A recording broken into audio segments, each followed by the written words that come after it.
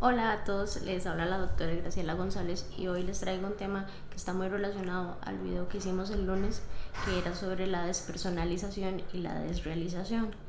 En ese video yo les hablaba también de que estos trastornos no debían confundirse con el trastorno disociativo de la personalidad. Y hoy les vengo a hablar justamente de ese trastorno, del trastorno disociativo de la personalidad. Primero que nada tenemos que saber que es un trastorno que es muy complicado de diagnosticar porque por sus muchas facetas y sus muchas caras, literalmente, se requiere una colaboración de un psiquiatra, además de un psicólogo para el diagnóstico y el tratamiento en general. Es muy común que las personas que tienen o padecen, vamos a decir padecen, viven con el trastorno disociativo de la personalidad, tengan diagnósticos erróneos todo el tiempo. La razón por las cuales llegan a vivir este trastorno usualmente están ligadas a cuestiones genéticas, porque dentro de su familia hay gente que ha vivido trastornos psicóticos, esquizotípicos o esquizoides, y también por traumas muy graves y chocantes, particularmente durante la niñez. Muchas personas les llaman DID, Dissociative Identity Disorder en inglés, y nunca acuden a consulta, mayormente porque les da como mucha vergüenza, ni a psicología ni a psiquiatría. Cuando lo hacen siempre, como les mencioné, lo usual es que reciban un diagnóstico erróneo porque la información es incompleta, ellos a veces no recuerdan muchas cosas, y a veces no hay informantes, y como no pueden dar una información realmente certera de qué es lo que les sucede, ese completo sentido que nosotros necesitamos para hacer un diagnóstico al 100% se termina perdiendo. Y casi que todos los problemas de diagnóstico vienen a darse por ese mismo asunto del contexto de multiplicidad que hay en estas personas. Existe un sesgo muy significativo con respecto al sexo de las personas que padecen esta condición. Los niños varones víctimas de abusos son más proclives a exteriorizar el trauma, mientras que las mujeres tienden más a internalizarlo, ¿verdad? A pesar de que ambos sexos emplean respuestas de exteriorización, nunca son como tan obvias, ¿verdad? La mayoría de los niños y adultos que han sido evaluados o diagnosticados erróneamente con algún otro trastorno que no, como el esquizofrénico o limítrofes o un trastorno antisocial o psicótico, es porque no han finalizado un proceso de diagnóstico como tal, o han tenido un profesional que no se ha apoyado en otro, por ejemplo un psicólogo que no se apoya en un psiquiatra que no se apoya en un psicólogo, etcétera. El trastorno disociativo de la personalidad se forma en el sistema interno, es un mecanismo de defensa, o mejor dicho, un mecanismo de supervivencia. Como usualmente se da ante traumas tan graves, casi que podríamos decir que este trastorno pasa a ser de un estrés postraumático a algo todavía más grande, en donde la persona decide tomar diferentes partes de sí misma para poder lidiar con otra más dolorosa, ¿verdad?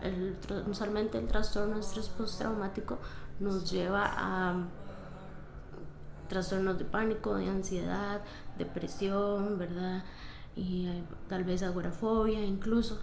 En este caso la persona no sale de eso, y lo que hace es dividirse en pequeñas partes de sí misma que pueden controlar ciertas situaciones, ¿verdad? Entonces, entre los síntomas más comunes del trastorno disociativo de la personalidad, podemos ver que hay muchísimas conductas o lapsos que se llaman, y son reconocidos como amnesia, absorción y despersonalización.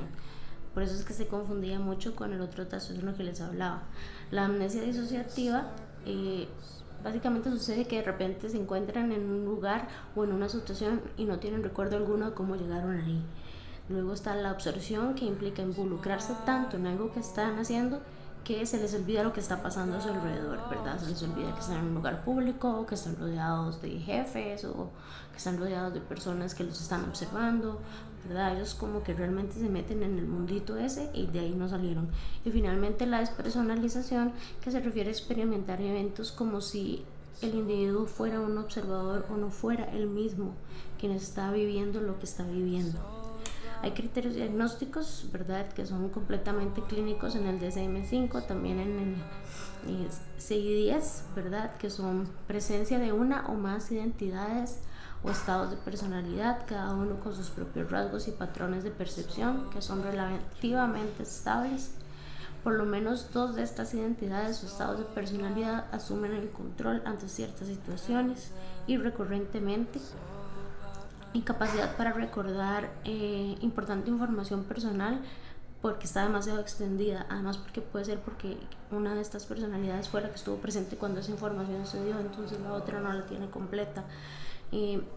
Para poder explicarse por medio de un olvido ordinario. Ellos lo que dicen, no, lo olvidé, pero en realidad es porque realmente nunca estuvieron presentes para recibir esa información, presentes de manera consciente. Para el diagnóstico y el tratamiento, esto es muy importante, es un poco exhaustivo. No importa si el diagnóstico es disociación o es despersonalización o es desrealización, básicamente se necesita para el diagnóstico un historial exhaustivo de la persona y de las situaciones que le llevan a pensar que está teniendo algún tipo de trastorno. Una observación directa, eso quiere decir que las citas con los profesionales tienen que ser seguidas porque nosotros tenemos que poder observar de manera constante el comportamiento de la persona y poder definir si hay algún tipo de patrón que nos implique disociación, despersonalización, amnesia ocurrente o desrealización, revisión de experiencias disociativas. Todos estos momentos en que dices que yo estaba aquí, no me acuerdo cómo llegué, esas cosas hay que revisarlas a fondo y exhaustivamente. Y siempre hay que anotar los síntomas relacionados de nuevo con amnesia, despersonalización, desrealización, confusión de identidad o alteraciones en la identidad. Se debe hacer un trastorno diferencial para otro tipo de trastornos como mencioné antes e indagar si existe alguna presencia de abuso de drogas o de trastornos alimentarios. Para confirmar el diagnóstico, claramente se necesita, como mencioné desde el principio, apoyo psiquiátrico y psicológico, y el tratamiento se lleva a cabo igual de manera integral con ambos profesionales. Si tienen dudas o preguntas, este video se me extendió demasiado, lo pueden enviar a psicopazybienestar@gmail.com o utilizar nuestro inbox de Facebook o el inbox de Instagram o los comentarios de YouTube, o simplemente pueden llamarnos, también estamos disponibles para eso. Que tengan una linda tarde y que tengan un buen fin de semana. Hasta luego.